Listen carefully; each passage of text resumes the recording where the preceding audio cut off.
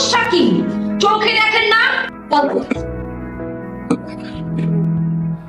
Sorry sorry বলো। Never. কাউকে সম্মান করলে সম্মান কমে না, সম্মান বাড়ে। যে মানুষটাকে ধাক্কা দিলে উনি এই অফিসের সবচেয়ে সিনিয়র মেম্বার। হয়তো ওনার ডেজিগনেশন সবার নিচে, কিন্তু আমরা প্রত্যেকে তাকে ভালোবাসি, তাকে সম্মান করি। এই মোতালেব চাচাকে তোমার বাবাও সম্মান করেন। আর কি বলছিলে? অফিস থেকে আমার ঘাড় ধাক্কা দিয়ে বের করে দিতে? অফিস থেকে বের করতে হবে না, আমি নিজেই অফিস ছেড়ে চলে যাচ্ছি।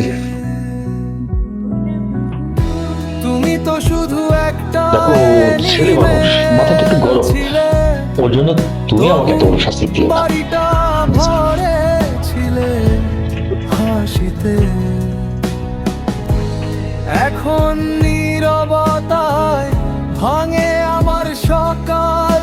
তুমি তোমার পরিবর্তন দেখে ভালো লাগছে। সবকিছু আপনার জন্য পছন্দ হচ্ছে। বাহ, শুনে ভালো লাগলো। আমার জন্য কারো জীবনে পরিবর্তন আসছে। I think I'm in love with you. Sorry, বুঝলাম না। আমি সিরিয়াসলি বলছি। দেখো, জীবনটা সিনেমা না, যে যা ইচ্ছা ভাবলাম আর হয়ে গেল। তুমি ছোট, বয়স কম, হুটহাট কিছু ভাবতেই পারো, এটা স্বাভাবিক। কিন্তু আমার এইভাবে ভাবাটাও বেমানান। কটা দিন যাক, তুমি নিজে বুঝতে পারবে। হঠাৎ নড়লেই মনে হয় তুমি দৌড়ে আসে ধরবে আমায়, হঠাৎ ঠেলা দিয়ে তোমার বাবার অফিস বলে তুমি যা ইচ্ছা তাই করে যাচ্ছ, যা আমার মোটেও পছন্দ হচ্ছে না। তুমি তো শুধু তুমি যদি তোমার বাড়াবাড়ি বন্ধ না করো, তাহলে চাকরিটা আমার ছেড়ে দিতে হবে। তবু আমি সত্যি অফিস ছেড়ে চলে যাবো। মানুষকে এটা সবাই আদিলের বাসার নাম কি? হ্যাঁ, কিন্তু তুমি কে? আমি ওর বাপ। গত 5 মাস আদিল আমাকে অনেকবার বলেছে তোমাকে মায়ের সাথে দেখা করাতে নিয়ে যাবো, কিন্তু যখনই আদি বলে চলো, তখনই বলে আজকে না, কালকে, কালকে না, পরশু। ভুল করে হাঁটি এই মেয়ে, তোমার সমস্যা কি? নর্মাল কথা তুমি বুঝো না? আরে আজব, তুই ওর সাথে খারাপ ব্যবহার করতেছিস কেন? দোষ তো তোর, তুই মায়ের কাছে সব কথা গোপন করছিস। মা, তো তুমি যেটা জানো না, বুঝো না, সেটা নিয়ে কথা বলো না। সোজা বাসায় যাবো। অল্প বয়সে বেশি পেয়ে গেছো, তাই না? যাও। আমি যাবো। আমি এখানেই দাঁড়াবো। আমি দেখি তুমি কি করো। তোমার যা ইচ্ছা তা করো, আই ডোন্ট কেয়ার। তুমি তো শুধু একটা এনিমেল। বাসার সামনে একটা মেয়ে দাঁড়ায় আছে, লোকে দেখলে কি বলবে? তাছাড়া মেয়েকেও ডাকতেছে, যে কোনো সময় বৃষ্টি নামবে। তুই যা, গিয়ে ওকে বুঝাই শুনে বাসায় পাঠায় দে। আচ্ছা ঠিক আছে, তুমি যাও, ঘরে যাও, আমি দেখছি কি করা যায়। ঠিক আছে। দাগ মনে ছবি হয় তুমি যা করছো স্রেফ পাগলামি, পাগলামি ছাড়া কিছুই না। বাসায় যাও। আমি ততক্ষণ পর্যন্ত বাসায় যাবো না যতক্ষণ পর্যন্ত তুমি হ্যাঁ না বলবে। আমি এখানেই দাঁড়িয়ে থাকবো। তুমি যদি আর বেশি পাগলামি করো, আমি সরাসরি স্যারকে ফোন করবো। পাপা সব জানে। আচ্ছা ঠিক আছে, বাসায় যাও, আমাকে 2 দিন সময় দাও, আমি ভেবে দেখছি। পারবো না। তুমি বলো তুমি তোমার মাকে নিয়ে কালকে আমাদের বাড়িতে আসবে। ঠিক আছে, তোমাদের বাসায় যাবে। ছেলে মেয়ে যখন রাজি, তখন 2-4জন আত্মীয় স্বজন ডেকে কাল পরশুর মধ্যে একজন কাজী ডেকে বিয়ে পড়িয়ে দেবো। আদিলের সাথে আমার কিছু কথা ছিল। আদিল একটু আসবে? যা বাবা যা। সো মিস্টার আদিল, আপনার স্যালারি কত? 80,000। মান্থলি সংসারের খরচ আমি ধরলাম 60 to 70,000। বাকি থাকলো 10,000 আমার হাত খরচ। 10,000 টাকা দিয়ে আপনি আমাকে চালাতে পারবেন? আমি প্রত্যেকদিন 40 to 50,000 টাকা খরচ করি, সেখানে আপনি আমাকে মান্থলি 10,000 টাকা দিয়ে কিভাবে চালাবেন? বুঝলাম না, এসব তো তুমি আগে জানতে পারতে। তুমি কি আমাকে ডেকে না অপমান করছো?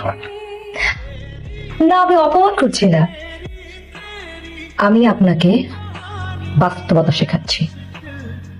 আপনার মনে আছে অফিসের সবার সামনে আপনি আমাকে থাপ্পড় মেরে বাস্তবতা শিখিয়েছিলেন? সেই দিন থেকে আমি অপেক্ষা করছিলাম আজকের দিনটার জন্য। আপনি এই মুহূর্তে আমার বাড়ি থেকে বের হয়ে যাবেন। আজ আপনাকে ভালোবেসে এসেছিলাম, কিন্তু আপনি আমার ভালোবাসাকে মাসিক স্যালারিতে কনভার্ট করলেন। টাকা, সংখ্যা, অঙ্ক এসব ক্যালকুলেটর হিসাব করা যায়, কিন্তু কোনো ক্যালকুলেটর ভালোবাসার হিসাব লাগাতে পারবে না। ভালোবাসা হিসাব চলে না। ভালো থাকবে।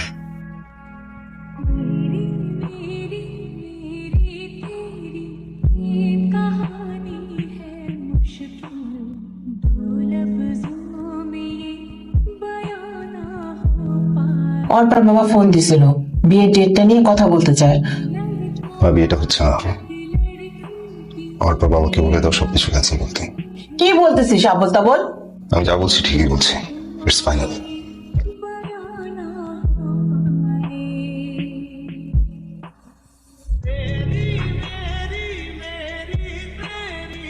কি প্রবলেম তোমার? আবার কিছু নাটক শুরু করছো? আমি কোনো নাটক করছি না Adil. Please Adil, I am really sorry. বিশ্বাস করো, তোমাকে তাড়িয়ে দেওয়ার পর থেকে আমার আমার মনের ভেতরটা কেমন জানি অনেক শূন্য শূন্য লাগতেছিল। তো তুমি জানো আদিল, আমি এই পুরো পৃথিবীতে আমার বাবা ছাড়া আর কোনো পুরুষকে ভালোবাসিনি, কিন্তু তোমাকে তাড়িয়ে দেওয়ার পর সেই বাবা আমার সাথে কত দূরে থেকে কথা বলতেছে। বাহ, আবার তোমার সেই মন ভুলানোর রংরং শুরু হয়ে গেছে, তাই না? অল্প শোনো, ফার্দার যদি তুমি আমার সাথে কোনো রকম যোগাযোগ করার চেষ্টা করো বা তোমার এই নাটক সিনেমা আমার সাথে করো, আমি কিন্তু তোমার বাবার অফিস থেকে রিজাইন নিয়ে একদম শহর ছেড়ে চলে যাবো। আর তুমি যদি আমাকে ক্ষমা না করো তাহলে আমি পৃথিবী ছেড়ে চলে যাব। তোমার যা ইচ্ছা তা করো। আমি 1 থেকে 3 গুনবো, যদি এর মধ্যে তুমি আমাকে ক্ষমা না করো তাহলে ছাদ থেকে লাফ দিব। 1, আই 2, ডোন্ট 3। কেয়ার।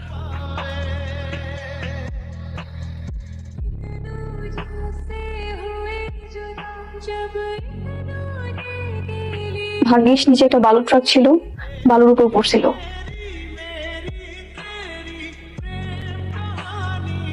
তুমি আমাকে মাফ করেছো। বলো। এভাবে না, হাত ছুঁয়ে বলো। এখন থেকে তোমার সব নাটক সিনেমা বন্ধ করো। জীবনটা একটু সিনেমা থেকে হওয়া উচিত। আর কেউ মানা করলে কি আমি শুনবো নাকি? I don't care.